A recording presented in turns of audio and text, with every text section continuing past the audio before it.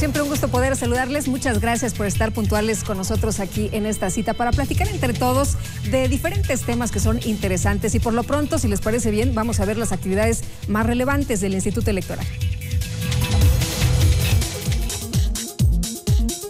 En el marco de la edición 34 de la Feria Internacional del Libro del Palacio de Minería, el Instituto Electoral del Estado de México realizó la presentación de la monografía Participación y Resultados Electorales en el Estado de México 1996-2012, de la autoría del consejero electoral del IEM, Juan Carlos Villarreal Martínez. El IEM impartió el curso Perspectivas de la Capacitación Electoral en el Estado de México, de manera presencial en el Centro Universitario UAM Amecameca y a distancia en el Centro Universitario UAM Valle de Chalco.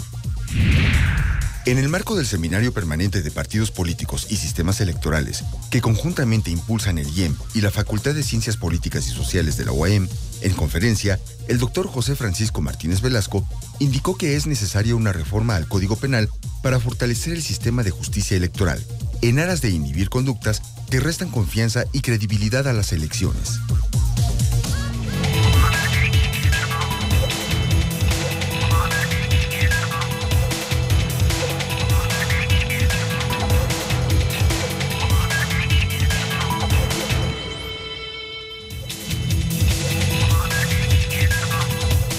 La confianza, un tema que se tiene que seguir trabajando. Y muchas gracias a todos los que nos acompañaron en esta feria de Palacio de Minería para conocer las diferentes publicaciones del Instituto Electoral del Estado de México. Vamos al Vox Populi porque ustedes saben que entre todos tenemos que participar y muchas gracias por sus opiniones.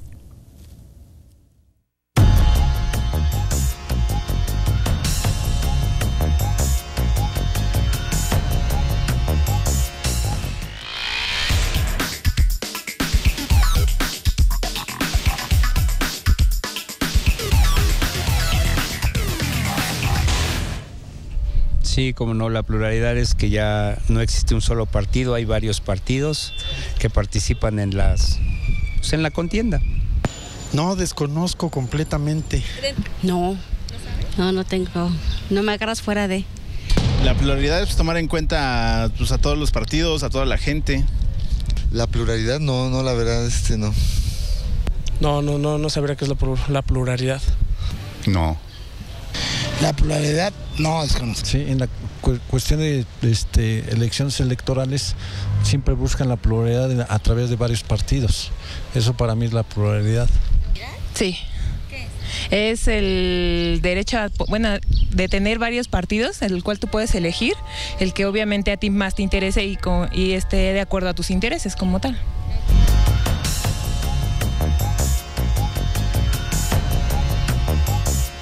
Precisamente para conocer más del tema, vamos a platicar unos minutos más con la doctora Rosa María Mirón Lince, especialista justamente en estos asuntos políticos y de la política. Vamos a un corte y enseguida estamos de regreso.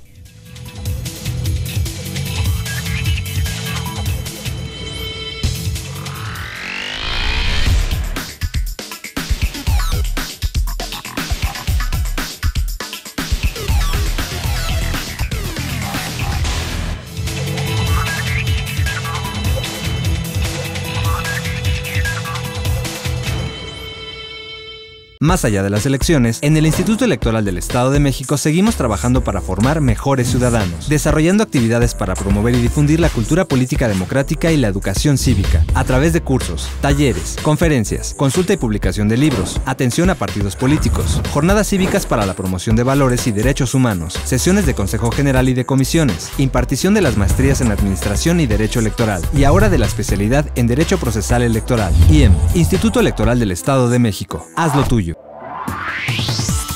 Detrás de tu voto, hay buenas noticias. Un programa del Instituto Electoral del Estado de México.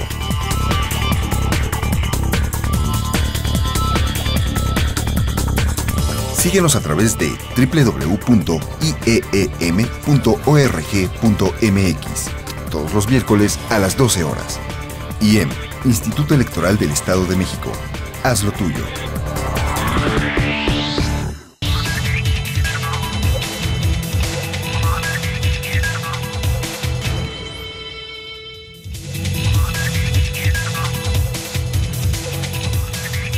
estamos de regreso. Muchas gracias a usted que sigue con nosotros aquí entre todos para platicar de temas interesantes. Y ya les adelantaba que está con nosotros la doctora Rosa María Mirón Lince. Ella es investigadora de la Facultad de Ciencias Políticas y Sociales de la Universidad Nacional Autónoma de México. Y vamos a platicar de un asunto que tiene que ver con el Partido Revolucionario Institucional y este trabajo que has hecho, doctora, de hacer un recorrido precisamente de lo que fue el PRI, de lo que estuvo a punto de ser y de lo que ahora retoma en el camino. ¿Cómo estás? Qué gusto saludarte. Hola, ¿qué tal? Muchísimas gracias por la invitación. Es un gusto para mí estar aquí.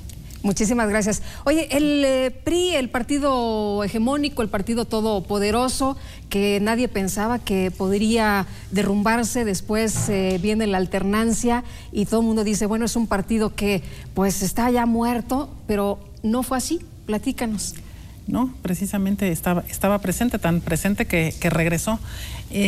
Mira, yo tuve la fortuna de que me publicara, fue justamente el Instituto Electoral del Estado de México, este trabajo sobre la evolución del PRI. Hablar de la historia del PRI es hablar de la historia de México, porque, como todos sabemos, era el único partido como tal y el único que tenía las posiciones, que había podido ganar las posiciones importantes a lo largo de muchos años. La presidencia, 70 años nada más, ¿no? O sea, sí es una buena cantidad, un poquito más, una buena cantidad de años.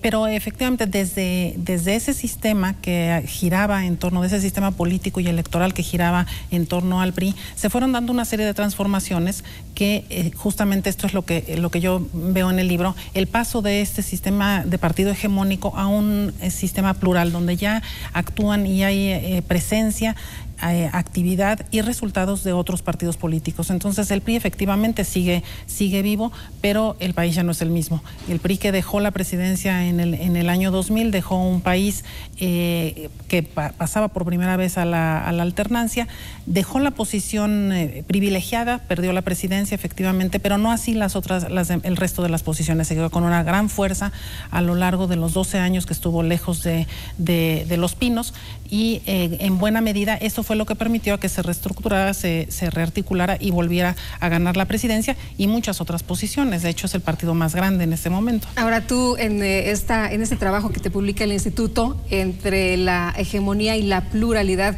pasan muchísimas cosas. Los partidos no cambian porque quieran cambiar, sino porque las condiciones, lo que va el contexto, los va obligando, ¿no?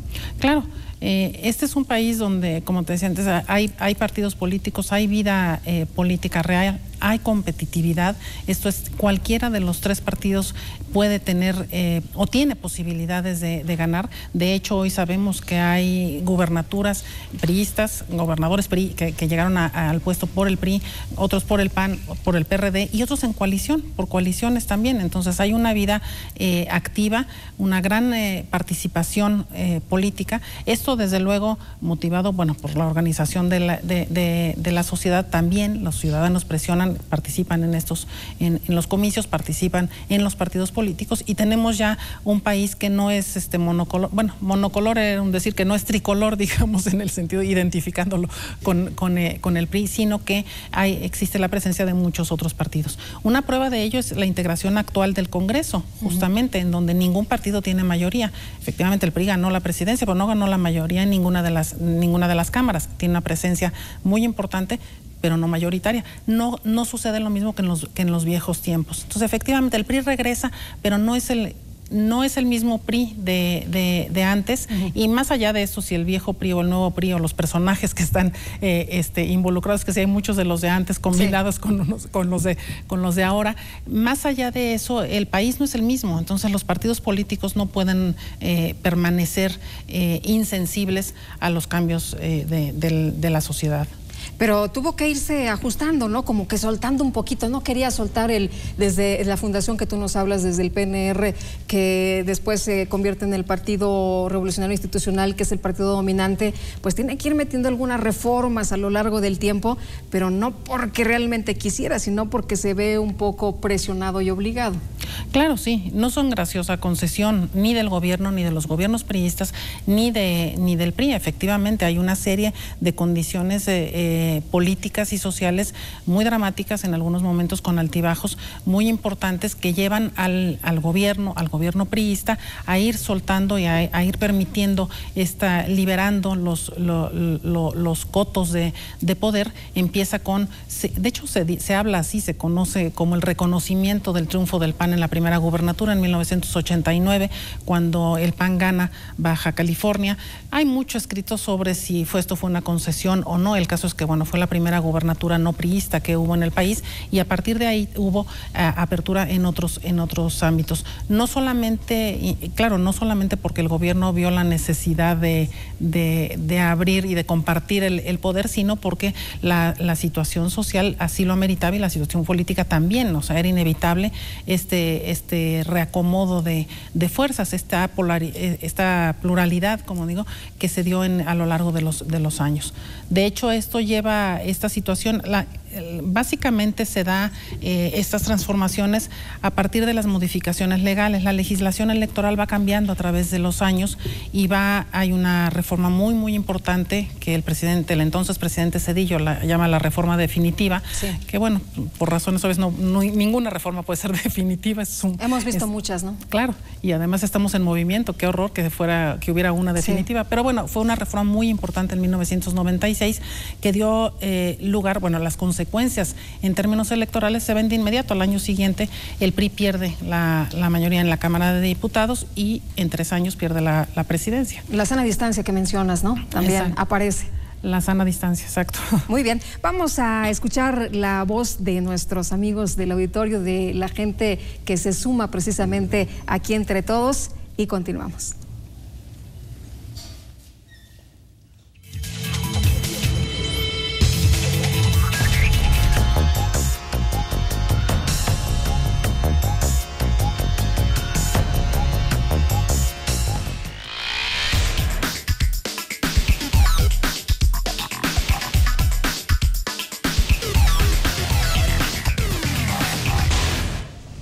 La mitad del país, sí.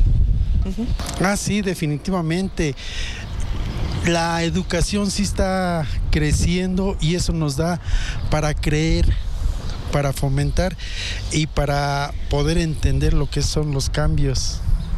Pues si nos preparamos realmente, entonces pues sabremos que realmente se nos escucha como público, ¿no?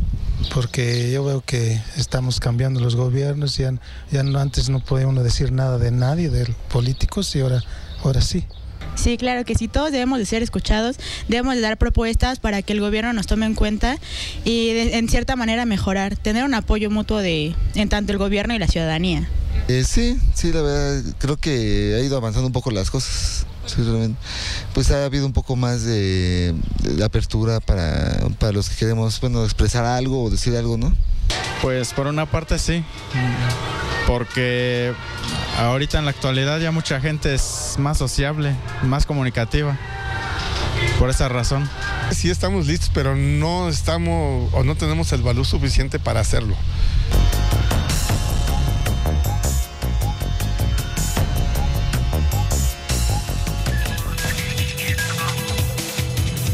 Y bueno, Rosa María, nos decías, en el 2000 pierde el PRI, esta derrota impresionante que nadie se imaginaba, de hecho nadie se la creía en el país que esto pudiera ocurrir, y además de una manera tan tranquila, de que no se hubieran levantado los priistas de ninguna forma y que todo hubiera sido prácticamente de terciopelo. Pero había quienes decían que el PRI estaba muerto. ¿No fue así? No. Que claramente no fue así, y eso se ve en los mismos resultados. En el año 2000 efectivamente pierde la presidencia, y esta es la cereza del helado en un régimen presidencialista. Bueno, evidentemente la presidencia es la posición más importante, pero el PRI gana mucho. En esas elecciones mantiene, entre otras cosas, 19 gubernaturas. Entonces, y sigue siendo el partido con más presencia en el país. Conserva muchas posiciones muy importantes en el Congreso, en las 2 cámaras, y desde ahí rearticula su reorganización. Tiene un proceso hacia adentro, un proceso de revisión interna muy importante.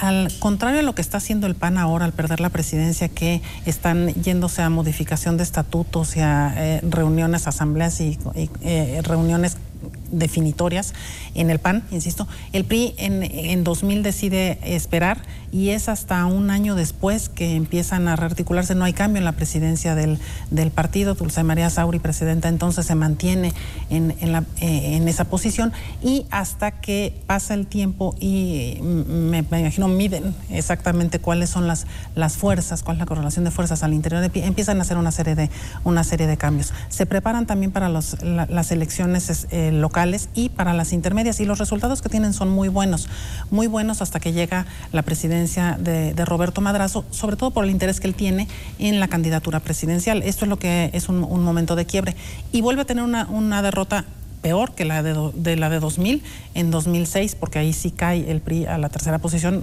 pierde muchísimo más, pero nunca pierde todo. Lo que dices tú, efectivamente, no desaparece. Se hablaba mucho, es un caso interesantísimo dentro de la ciencia política y del análisis de la política comparada a nivel internacional, es interesantísimo. Es un partido que sin transformarse y sin modificarse hacia adentro, porque la esencia es básicamente la misma, no cambia ni de logo, ni de nombre, ni la estructura. Modifican o matizan un poco sus estatutos, pero ahora en la 21 asamblea ya regresaron al modelo anterior, a lo que era antes de, ¿no?, esta centralización. Verticalidad que dices, ¿no? Verticalidad, mucho mayor injerencia, y ahora van todavía más lejos, porque antes era el presidente del priista, el primer priista, ¿no? Un priista distinguido, tenía una posición, pero ahora ya tiene una posición formal dentro del partido. Antes era simplemente, era algo que se daba por hecho, por la importancia del puesto que tenía, pero ahora ya está dentro de bueno, sí se aprueban los estatutos en el IFE, pero ya es lo que se aprobó dentro del PRI. Entonces hacen esa rearticulación, una revisión hacia adentro, y al mismo tiempo se preparan para contender en las elecciones locales, y los resultados son muy buenos. Los resultados, salvo 2006, que parece ser una excepción, la tendencia es muy buena a ir recuperando posiciones. Sin embargo, sí es un PRI distinto, es un PRI dividido ya, es un PRI con fuerzas locales, con presencia local y con clases políticas locales, que no se daba antes, ¿no? Ahora, bueno, vemos el origen de Enrique Peña Nieto, pues es precisamente como producto de una fuerza estatal, y desde una gobernatura pasa a la candidatura, lo que no se daba antes. Tal pareciera que ahora la ruta para llegar a esa posición más sólida había sido, quién sabe si de ahora en adelante lo sigue haciendo, el tener una fuerza local, responder a los intereses de las clases políticas locales, articularse en este nivel y de ahí pasar a esa posición. Oye, preguntarte dos cosas. El PRI llega porque se organiza y por todos estos antecedentes que nos das, pero platícanos el papel de la oposición que juega y también el papel de la sociedad. Claro. Bueno, la oposición evidentemente juega su papel. ¿Les ayuda? Lo que pasa es que además, curiosamente, la oposición es el PRI. O sea, porque en términos formales el gobierno federal lo tenía el PAN, justamente, ¿no? Entonces pareciera que es al revés. Sin embargo, la mayor fuerza política y la mayor estructura la sigue teniendo el PRI, nunca deja de tenerla. Ahora, me parece que el papel que juegan los gobiernos de otro signo, tanto los panistas como los perredistas, son muy importantes. En el Congreso, estos partidos tienen una función real, o el papel verdaderamente importante y de avanzada que tiene el Distrito Federal con un gobierno perredista desde 97, claramente diferenciado en el sexenio pasado al nivel de la ruptura con el gobierno federal panista. Entonces, yo creo que esto motiva mucho más la participación de la ciudadanía, motiva la actividad política, y alcanzan a definirse las distintas fuerzas con intereses totalmente variados. Pero insisto, el sustrato que queda a final de cuentas, o la base de la estructura más amplia en el país, sigue siendo la priista. Por eso es que pueden regresar a la presidencia. Ahora, el papel que están jugando ahora sí las oposiciones, entendemos PAN y PRD como oposiciones que ahora sí claramente están identificadas, porque son oposición a nivel federal, son oposición en 21 estados de la República, son minoría. El PRI tiene la mayoría en 25 congresos locales, por ejemplo, tiene realmente mucha fuerza. Estas oposiciones están jugando un papel muy importante. En este momento, como parte del Pacto por México, que pareciera ser o dos oposiciones conjuntadas muy razonables, muy propositivas, muy cooperativas, digamos, ¿no? con el gobierno. Pero no necesariamente, esto yo creo que no es una apuesta que pueda permanecer mucho tiempo, porque además tienen fracturas adentro de estos partidos. Tanto el PAN como el PRD tienen fracturas y problemas muy serios que está por verse cómo se definen y si finalmente sigan jugando este papel. Pero yo creo que estos contrapesos son precisamente los que hacen que el país avance. Estos contrapesos son los que nos consolidan en los pasos que se van dando en favor de una democratización cada vez más sólida. No sé si se está consolidando o no, pero me parece que sí se ha avanzado muchísimo. El país que hoy vivimos no tiene nada que ver con el de hace unos años. Rosa María, y finalmente preguntarte, ¿el PRI es imprescindible? El PRI existe. El PRI, me parece que ninguna fuerza es imprescindible. Supongo que para los priistas sí es imprescindible. Como lo decía Beatriz Paredes, ¿no? Quien fue la presidenta del partido. Sí, eso decía. Ha sido parte de la historia del país, lo que decía antes. No puede entenderse el país sin el PRI. Sería imprescindible un partido político más. Me parece que ningún partido político es imprescindible. Sin embargo, este es el partido que tiene la mayoría en este momento. Si no se da cuenta de que necesita articularse con las oposiciones y responder a las necesidades de la ciudadanía, pues el propio electorado lo va a hacer prescindible. Muy bien. Doctora, como siempre, un placer poder platicar contigo. Muchas gracias. Al contrario, muchas gracias a ti, Lupita, luego. Encantada. Y vámonos a un corte, regresamos.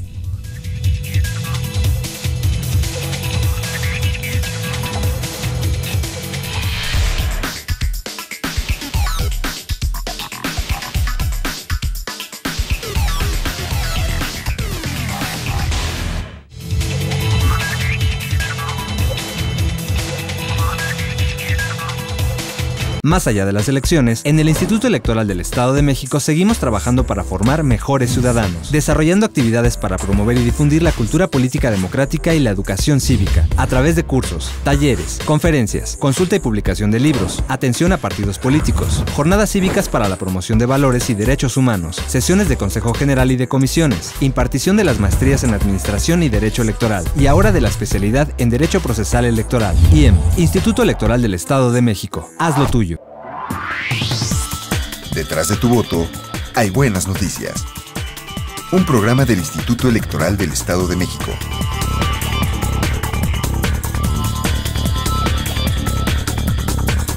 Síguenos a través de www.ieem.org.mx todos los miércoles a las 12 horas. IEM, Instituto Electoral del Estado de México. Haz lo tuyo.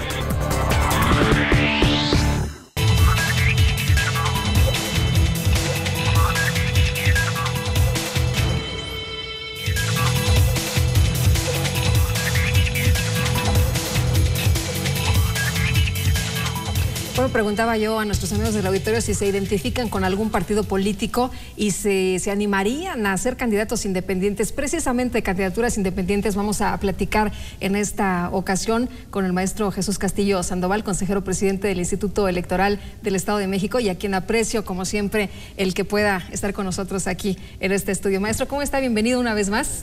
Buenas noches, Lupita. Muy bien, a tus órdenes. Muchísimas gracias.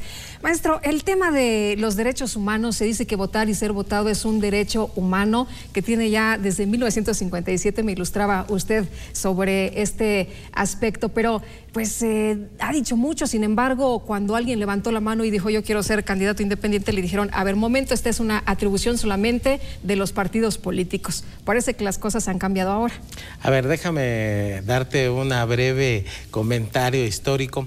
En la Constitución de 1857 es donde aparece por primera vez, dijéramos de manera textual, el derecho del derecho de los ciudadanos y como una prerrogativa el de votar y ser votado. Esto implica que en aquella época existían estos derechos, pero de una manera muy diferente a la forma en que se utiliza en la actualidad. Por ejemplo, en aquella época para ser candidato tenías que ganar más de 50,000 pesos al año y esto significaba pues un dineral. En aquella época ganar 50,000 pesos al año era una fortuna, cuando por el salario de los campesinos se pagaban 2 o 3 centavos por día.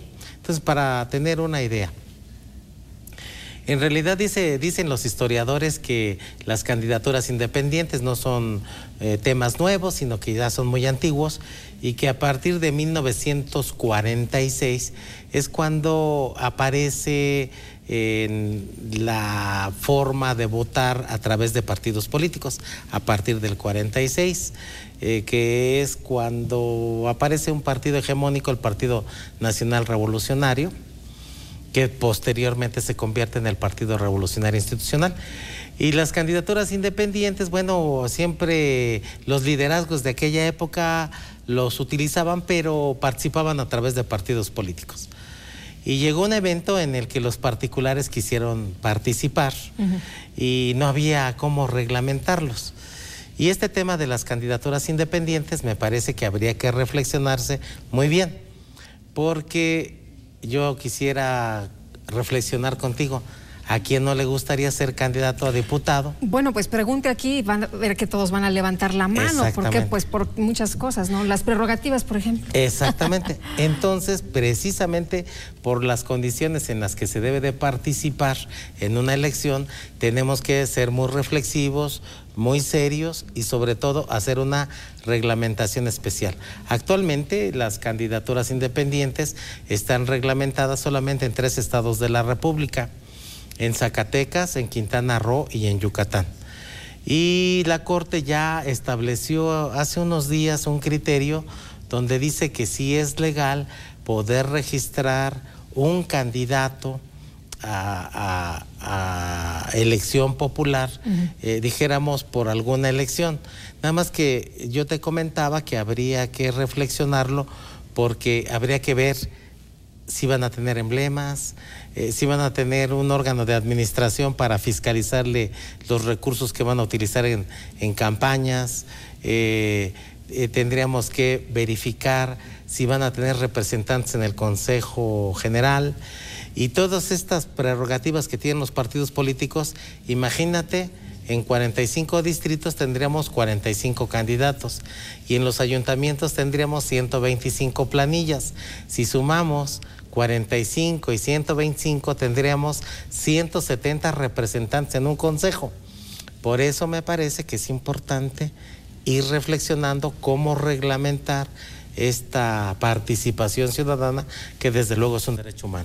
¿Cómo se ha hecho en estos estados que ya nos menciona esta reglamentación? Porque en estos 3 estados que ya nos dice, pues ahí sí ya se valen las candidaturas independientes. Sí, bueno, en Zacatecas concretamente establecen un porcentaje en donde el candidato independiente debe de presentar una lista identificada con nombres y con número de credencial de elector de las personas que lo apoyan. Y están exigiendo el 15% del padrón electoral de la entidad para gobernador, y así tienen una serie de condiciones. A otros les piden el 10%, a otros el 8%, a otros el 5%, pero siempre son porcentajes de personalidades que tengan, dijéramos, un apoyo popular para que puedan participar en las elecciones. ¿Qué pasa en el Estado de México? En el Estado de México estamos en una situación de análisis, porque le corresponde a la legislatura emitir la ley reglamentaria.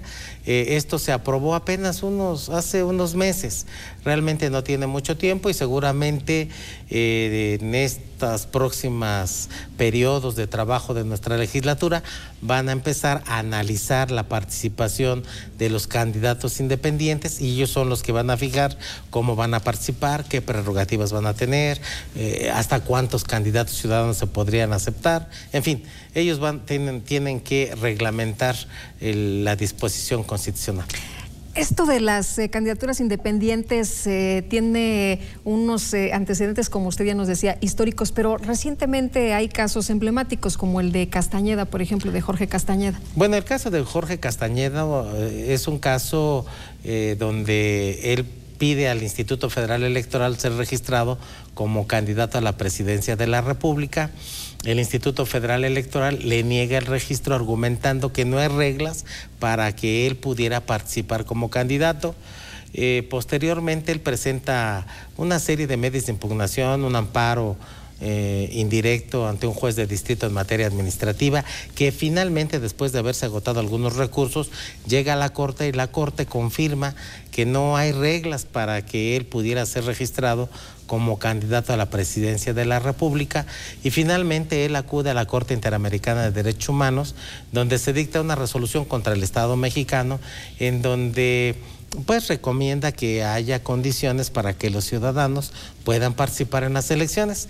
Y en cumplimiento de este tipo de resoluciones de naturaleza internacional, el constituyente permanente reformó nuestra Constitución, está abriendo la puerta a las candidaturas independientes, pero tiene que ser a través de gente que tenga mucho arraigo popular y sobre todo que cuente con una serie de personas, un número importante de personas que apoye esas candidaturas para que puedan resultar exitosas. En el caso del Estado de México, ¿hay algún antecedente?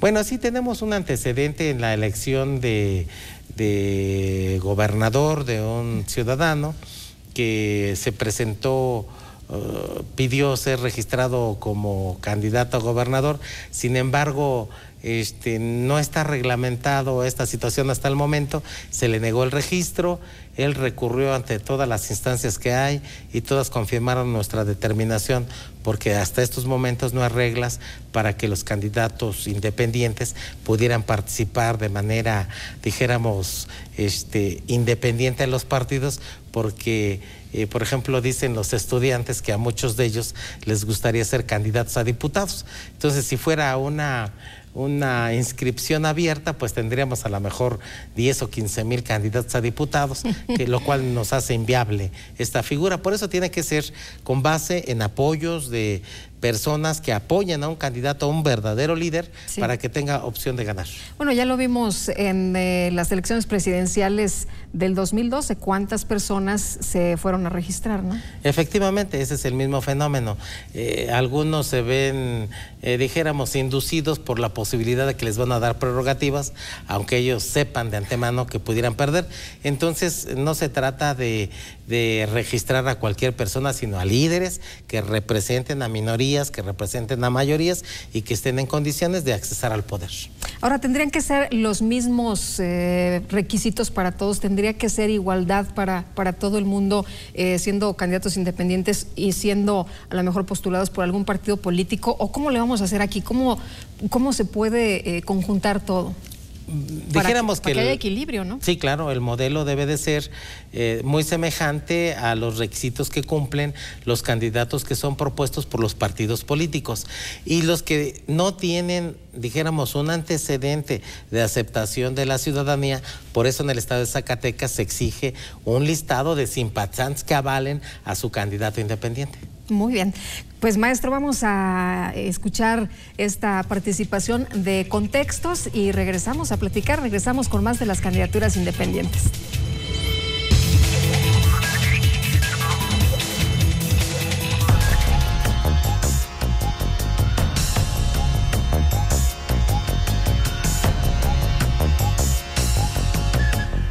El Instituto Electoral del Estado de México tiene entre sus fines la promoción y difusión de la cultura política y democrática. En ese sentido, el Instituto hace un esfuerzo anual para publicar un conjunto de obras que su comité editorial dictamina y que hacemos llegar a los ciudadanos a través de diversas vías. En ese sentido, hoy presentamos esta obra que se llama Consideraciones sobre la democracia interna en los partidos políticos, modelos de partidos y debates en torno a su vida interna en México, cuyo autor es Javier Arzuaga Magnoni. El autor es profesor de tiempo completo en la Universidad Autónoma del Estado de México y es un asiduo participante en diversas actividades de este instituto. En esta obra, el autor nos plantea diversas discusiones en torno al problema de la democracia interna de los partidos. Entre otras cosas, plantea los modelos de partidos, las discusiones sobre cómo se han desarrollado, los temas de democracia interna en el contexto de esos partidos. También aborda la problemática de los modelos de partidos en México y de la forma en la que esos modelos de partidos ubican los temas de democracia interna. También ubica el tema de democracia interna y sus contornos, en el sentido de cómo esta democracia interna tiene impactos en el conjunto del sistema de partidos.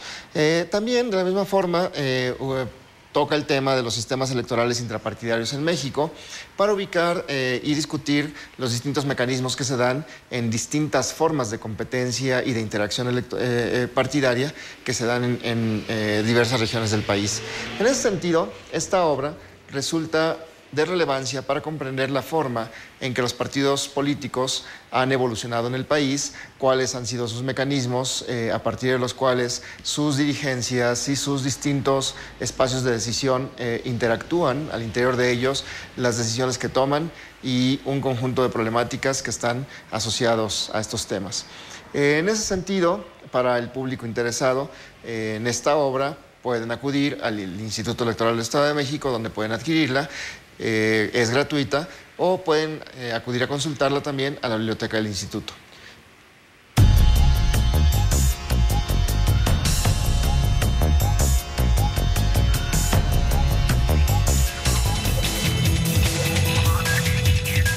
Los invitamos a que vayan a la biblioteca del Instituto Electoral del Estado de México y que aprovechen que hay muchos títulos, mucha información que revisar. Maestro, y le preguntaba yo sobre las candidaturas independientes, el tema de esta noche, y también preguntarle acerca de este asunto. ¿Quiénes se pueden registrar? ¿Hasta cuándo se van a poder registrar los interesados? ¿Y en qué puestos? ¿Todos? Puede ser presidente municipal, puede ser diputado, puede ser senador, puede ser gobernador. Mira, Lupita, como te decía hace unos momentos, el derecho sustantivo ya está establecido en la Constitución y le corresponde a la legislatura reglamentar la participación de los ciudadanos, porque de no hacerlo así, sería prácticamente imposible registrar a varios cientos de candidatos ciudadanos para elecciones como de diputados o como de gobernadores o de miembros de ayuntamiento.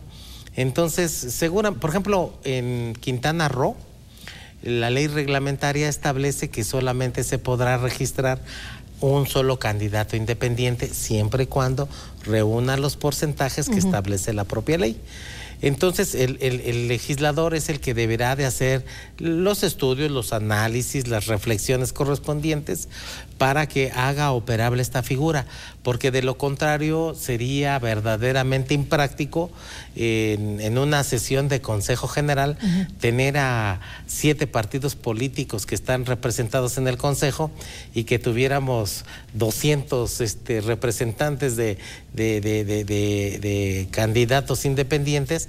Y nada más te diría, imagínate, el reglamento del Consejo General dice que cada representante dispone de 3 momentos para hacer uso de la palabra, de 10, de 5 y de 3 minutos, son 18 minutos por persona.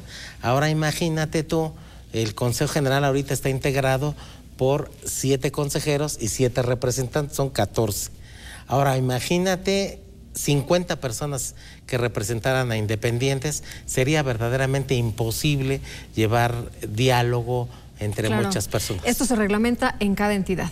En cada entidad, la Corte ha establecido que son las legislaturas las que deben de reglamentar la candidatura independiente, tomando en cuenta su extensión territorial, tomando en cuenta el número de su población, el número de sus distritos y el número de sus municipios. ¿Los candidatos o las candidaturas independientes pueden ser a cualquier puesto de elección popular? Sí, a cualquier puesto de elección popular, pero estamos esperando que a nivel federal el Congreso de la Unión regule la intervención de los candidatos independientes y a nivel local nuestros diputados ya están haciendo sus estudios. La invitación para que se queden con nosotros. Muchas gracias, maestro. Vamos a unos mensajes y enseguida estamos de regreso.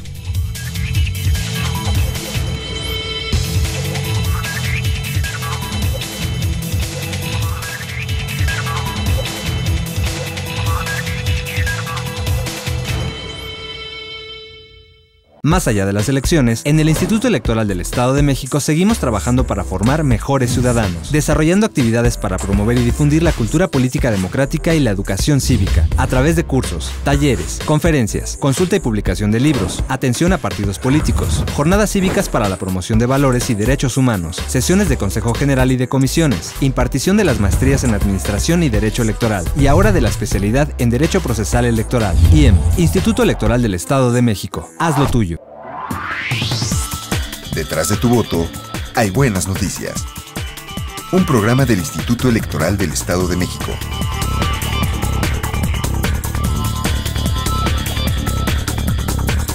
Síguenos a través de www.ieem.org.mx todos los miércoles a las 12 horas.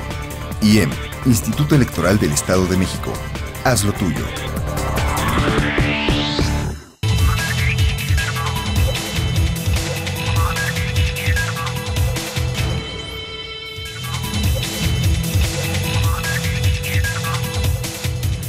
Estamos de regreso, qué bueno que continúan con nosotros para seguir platicando entre todos de candidaturas independientes. ¿Usted ya se animó? ¿Cree usted tener el liderazgo y enfrentar precisamente o tener la posibilidad o querer la posibilidad de enfrentarse en estas contiendas políticas? La reforma política, maestro, aprueba estas candidaturas independientes recientemente en 2012. Sin embargo, hay muchas cosas que ajustar y a mí me llamó la atención algo que usted decía hace unos momentos antes de irnos al corte. Está en manos ya el balón de las legislaturas.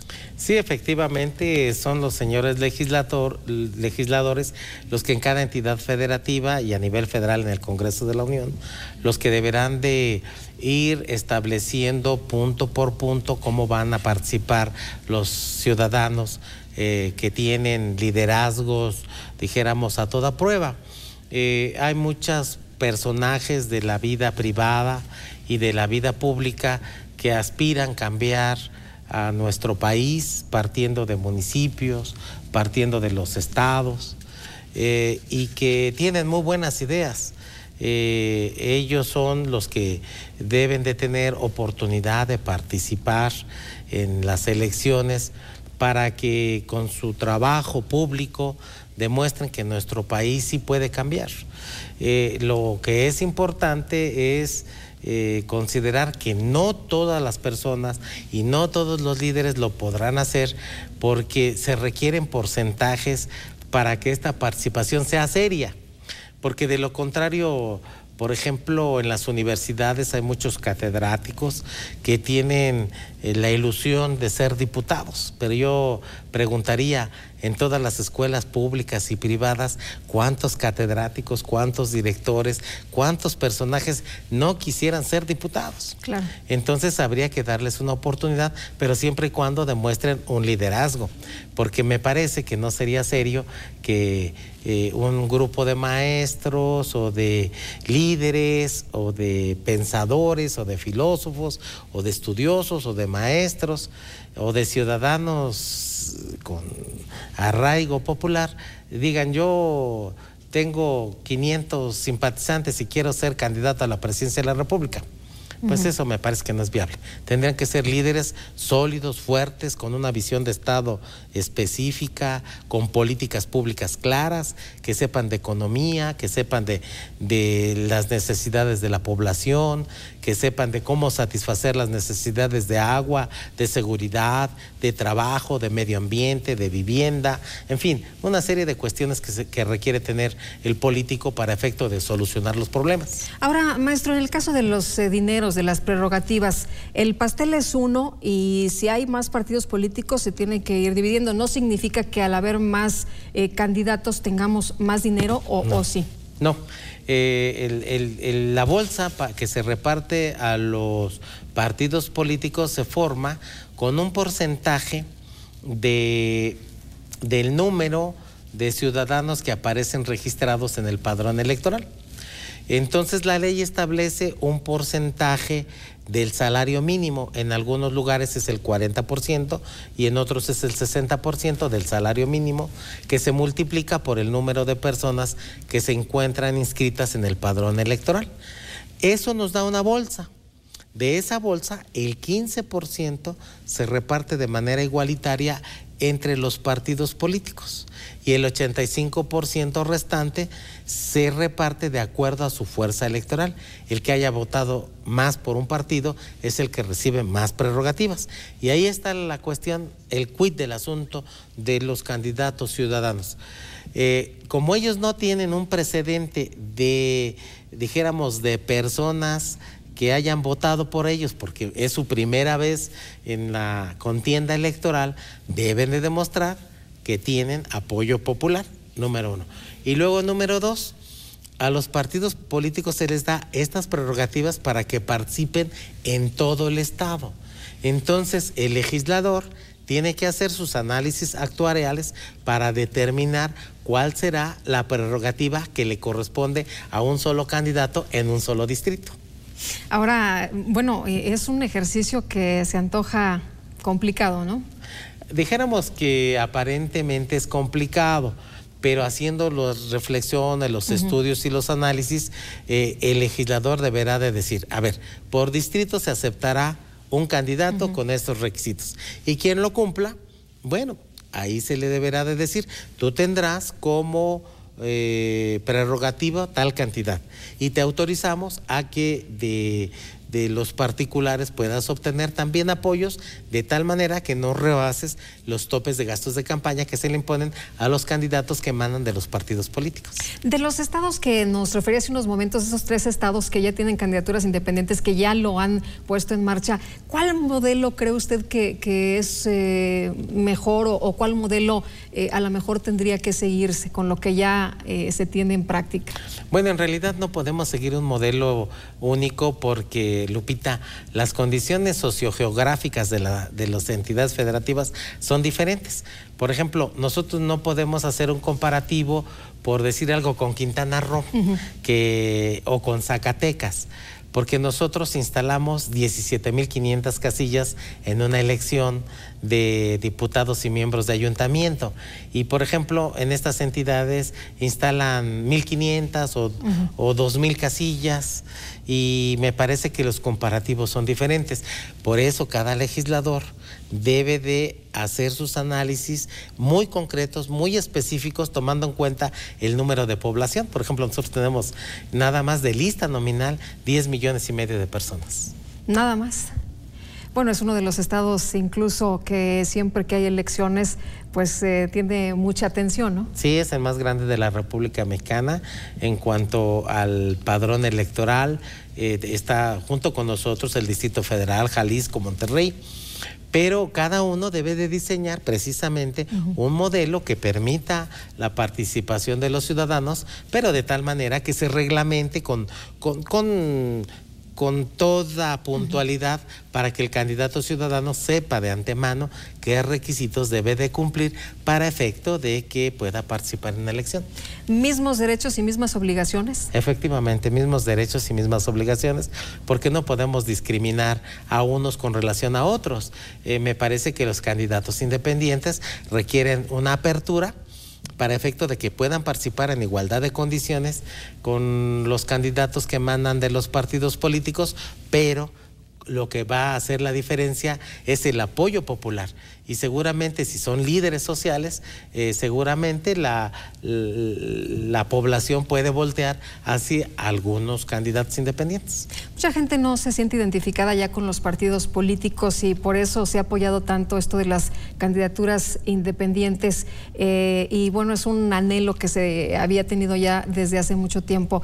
¿Es el mejor momento para que México participe con candidaturas independientes? A mí me parece que sí, estamos en una transición donde estamos fortaleciendo la democracia, y las democracias serias le dan la oportunidad a los candidatos independientes de que puedan participar en la vida pública del país. Hay mucha gente que es conocida porque son altruistas, porque trabajan a favor de la comunidad, porque se preocupan porque no haya altos niveles de injusticia, y todos ellos los conocemos. Lo único que se requiere es que ellos se introduzcan en la materia, que con seriedad empiecen a visualizar una participación seria, y me parece que el constituyente dirigió su atención a ellos y les está diciendo a los ciudadanos, tú puedes ocupar un cargo público en la medida en que tenga simpatía popular. De hecho, los propios partidos políticos, ¿no?, son los que estuvieron hablando del tema y los que abrieron precisamente esta puerta. Efectivamente, ellos son los que representan a la población, pero es la población a través también de las ONG, quienes han solicitado que se les tome en cuenta, que se abran las candidaturas independientes, y seguramente en poco tiempo en toda la República Mexicana van a estar debidamente reglamentadas, y pues seguramente aquellas pequeñas imperfecciones que se puedan presentar se van a ir empezando a, dijéramos, a cumplir, a perfeccionar conforme transcurra nuestra democracia. ¿Hay un límite para que se reglamenten las candidaturas independientes y ya poder jugar a lo mejor próximamente? Hoy tenemos, bueno, este año tenemos elecciones, pero esto ya nada más está reglamentado en 3 estados de la República, pero ¿hay un límite para hacer el reglamento? No propiamente hay un límite, pero sí dijéramos, el constituyente permanente ya dirigió la atención de que debe de haber candidaturas independientes.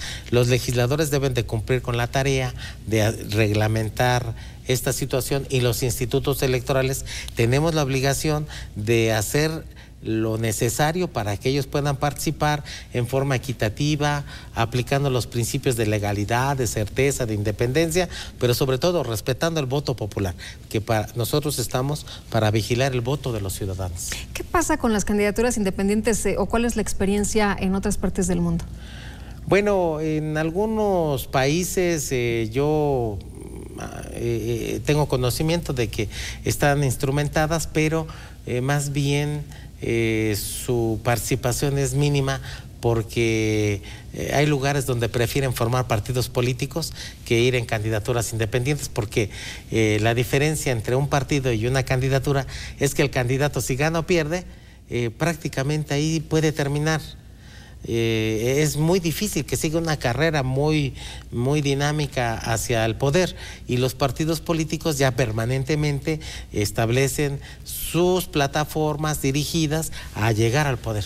En las elecciones intermedias veremos a lo mejor en el Estado de México ya las candidaturas independientes, ¿o cómo ve usted el panorama? Bueno, en este espacio que tenemos de interelección, o donde no hay elecciones, esperamos que el legislador nos dé la reglamentación específica para que nosotros empecemos a trabajar en la creación de los lineamientos para hacer viva la letra de la ley y para que los ciudadanos puedan participar con absoluta certeza de los requisitos, cumpliendo los requisitos que la ley establezca, y ellos estén seguros que nosotros vamos a crear los mecanismos para hacer efectivo ese derecho constitucional establecido en el artículo 35 de la Constitución, que ya fue aprobado por el Congreso Constituyente Permanente.